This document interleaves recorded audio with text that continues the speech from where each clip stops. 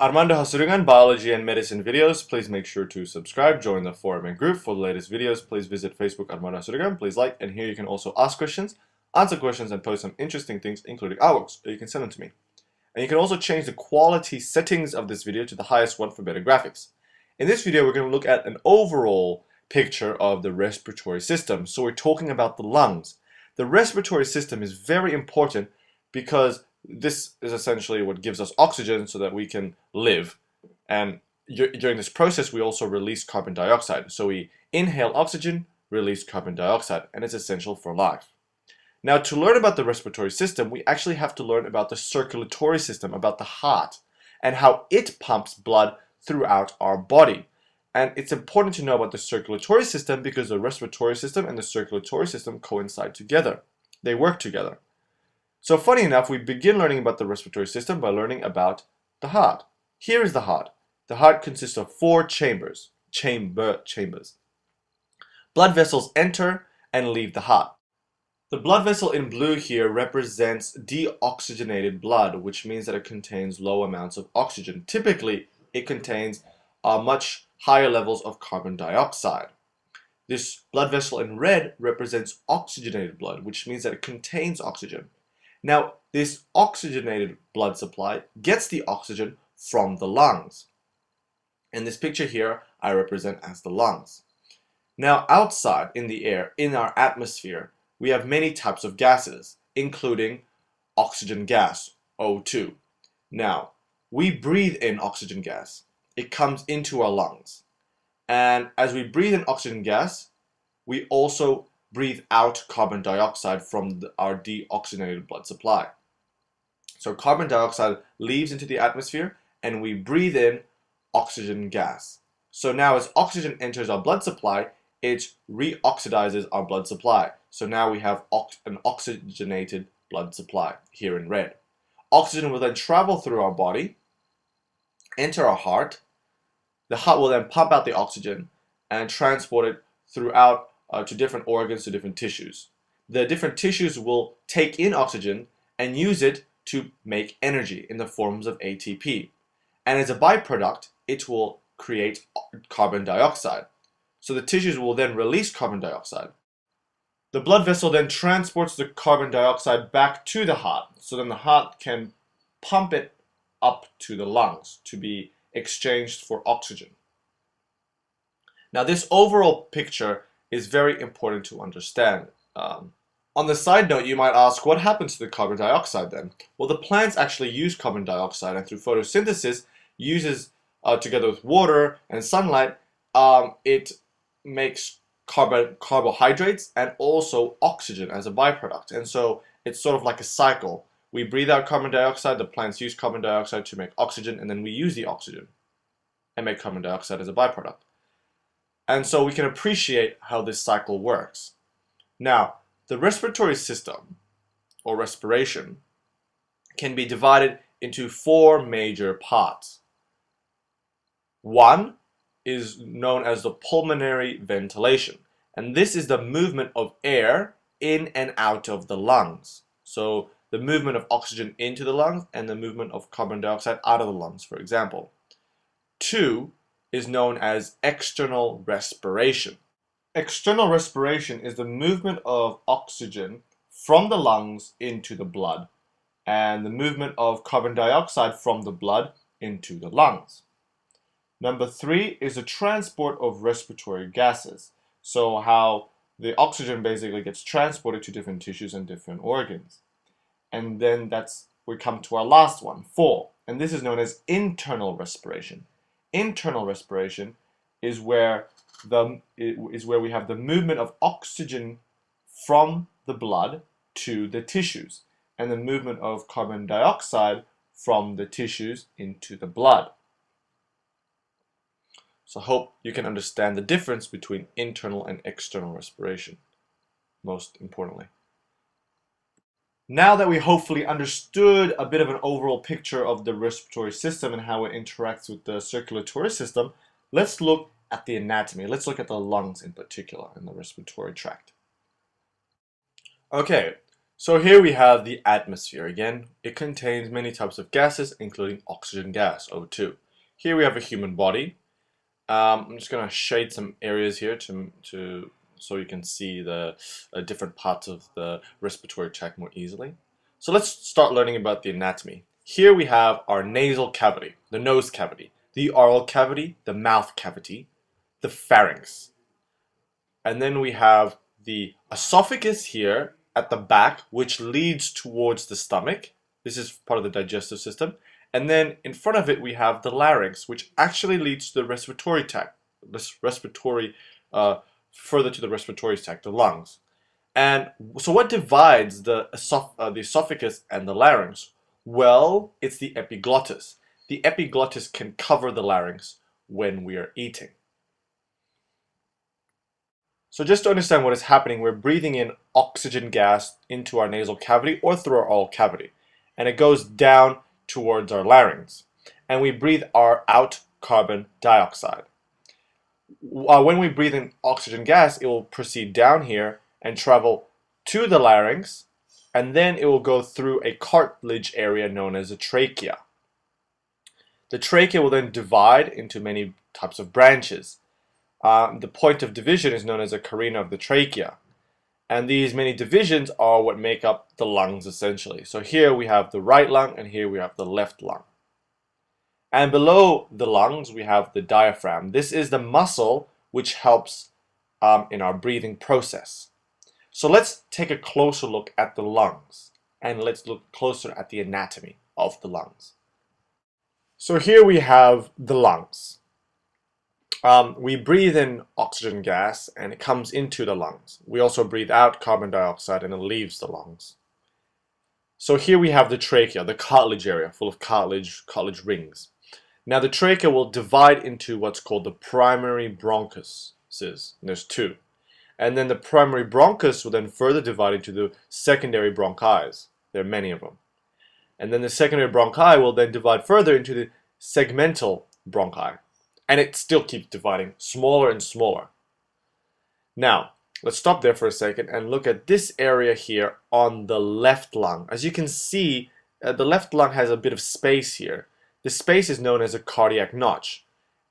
And if you know what cardiac means, it means it has to relate to the heart. And so this is actually where the heart is positioned in our body. Another thing to note is that the left lung and the right lung consist of different number of lobes making up the lungs, such as the right lung consists of a right superior lobe, a middle lobe, and an inferior lobe. So the right lung has 3 lobes, whereas the left lung only has 2. It has a superior lobe and it has an inferior lobe.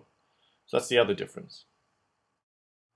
And now also going back to the trachea, which then branches off to the primary bronchus, then secondary bronchus, then the segmental bronchi. What comes after this? Well, the last point of division, we have this sort of sac-looking thing. And this is known as alveolus, the alveolar ducts. So let's just zoom into this alveolar duct looking thing and look at it in a bit more detail. Of course, to each of these alveoli sacs, we have blood vessels coming in and out. The blue coming in and the red going out. Now let's learn a bit of anatomy. Here we have what's called the bronchiole. And wrapping around the bronchioles, we have smooth muscles, which are necessary in order for these to contract.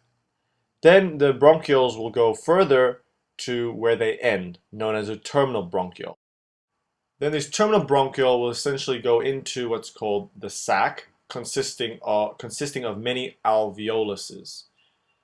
So I hope this makes sense. An important terminology is that one of these balls, these ball-looking things, are known as an alveolus. Many of these balls-looking things are known as an alveoli. So one alveolus, many alveoli. And they make up the alveolar sac or duct. Hope this makes sense. So here we have the alveolar sac, which contains many alveoli, And then we have the alveolar duct, which basically is the area which connects to the terminal bronchiole, you can say. Okay, this part might sound very confusing, but bear with me. Now the question is, the pulmonary artery leaves the heart with deoxygenated blood, and it contains mainly carbon dioxide, if you remember. The pulmonary artery will enter the lungs and will basically branch into the alveolar sacs. The pulmonary artery will give CO2 to the alveoluses, the alveoli, and the alveoli will give the pulmonary artery oxygen. And so now it is reoxygenated. It contains new oxygen. And then as the blood vessel leaves the alveolar sac and goes back towards the heart, it is now known as the pulmonary vein, because vein always goes back to the heart. And we'll get back to that again if you don't quite understand it. But another two concepts you should understand is that the pathway from nose to the bronchioles, which is there, is called the conducting zone of respiration. From the bronchioles to the alveoluses, the one meaning alveolus, is known as the respiratory zone. And this is where the exchange of oxygen and carbon dioxide happens. So let's go back to this pulmonary artery, pulmonary vein, and look at it again. So remember, one of these balls is an alveolus. We have an alveolus. Now we have the pulmonary artery coming from the heart with deoxygenated blood, with carbon dioxide, and it branches into small pulmonary arterioles and then capillaries, where it will give carbon dioxide to the alveolus. The alveolus will give the blood vessel or the capillaries new oxygen, so it will re-oxygenate the blood supply. This new oxygen will then leave the alveolus as a pulmonary vein, because the pulmonary vein will go back towards the heart. And this pulmonary vein contains new oxygen, so it's oxygenated. Now that's a very important concept to understand. Let's go back and look at the alveolar sacs, the many alveoluses, and look at what components it has by looking at a cross-sectional diagram of it. So here we have a cross-section of alveoli. One, of course, being an alveolus. We also have blood vessels surrounding this area, consisting of red blood cells. And red blood cells play an important role, which we will soon see.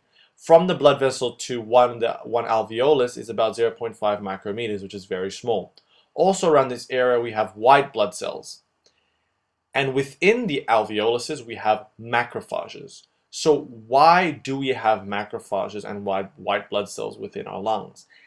Well, it is important to have white blood cells, such as macrophages, within our lungs.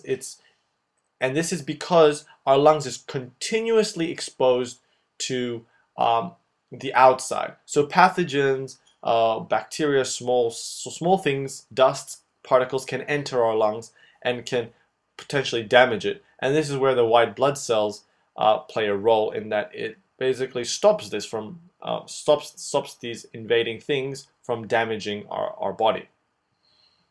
The alveolus itself consists of two main types of cells. The type 1 alveolus cell, which is basically a simple squamous epithelial cell. It is thin, which allows for easy exchange of gas, easy exchange of oxygen and carbon dioxide. The second type of cell is known as the type 2 alveolar cell, or the surfactant cell. Surfactant cells secrete surfactant, and they reduce surface tension in the alveolus, which means that the membranes can separate more easily, allowing for easier gas exchange. Now let's look at the interaction between an alveolus and a blood vessel, or the capillary. Let's zoom into this section here and see how gas exchange occurs, an overall picture. So here we have the type 1 alveolar cell of the alveolus, and then here we have the epithelial cell of the capillary. Now this is where red blood cells play a critical role, because respiratory gases such as oxygen travel throughout the body by binding onto hemoglobin within a red blood cell. Carbon dioxide also requires red blood cells in order to travel around the body, but carbon dioxides only require red blood cells so that the red blood cells can convert carbon dioxide into what's called bicarbonate, and carbon dioxide therefore travel throughout the body through through a chemical known as bicarbonate. So when the red blood cells reach the alveolus, the red blood cells will convert the bicarbonate back to carbon dioxide and give it to the alveolus. The alveolus will then give oxygen gas to the red blood cell. The oxygen gas will bind onto the hemoglobin component of the red blood cell and then will travel around the blood. The carbon dioxide will also obviously be exhaled out. So that's where we'll end in this overall video on the respiratory system. We'll look into the red blood cell and how oxygen and carbon dioxide does all these things with it in the next video, hopefully, which will come out soon. I hope you enjoyed this video. Please like, share, and comment, and leave some feedback, please. Thank you.